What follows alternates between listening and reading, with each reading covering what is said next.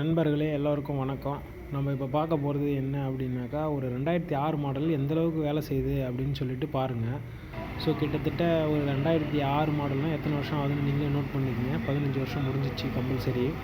So அப்படி இருந்து இந்த வண்டி எவ்வளோ ஸ்பீடாக ஒர்க் ஆகுது அப்படின்னு சொல்லி பார்த்தீங்கன்னா உங்களுக்கு புரியும். So Kirloskar engine, BS3 engine, சரிங்களா, 2006 மாடலு. ஸோ எந்தளவுக்கு இது நல்லா கண்டிஷனாக வேலை செய்யுது அப்படின்னு பார்த்தீங்கன்னாக்கா, லோடு ஃப்ரண்ட் பக்கெட்டில் பிடிக்கும்போது கூட பயங்கரமாக ஆக்சிலு, கீர் பாக்ஸு பக்காவாக ஒர்க் ஆகுது. ஸோ ஏன் அப்படின்னு பார்த்தீங்கன்னா, இந்த வண்டியோட மெயின்டெனன்ஸ் தாங்க. ஸோ மெயின்டெனன்ஸை மட்டும் நீங்கள் கரெக்டாக பண்ணிங்கன்னா மிஷின் வந்து ரெடி பண்ணி ஓட்டிக்கிட்டே இருக்கலாம், எந்த பிரச்சனையும் கிடையாது.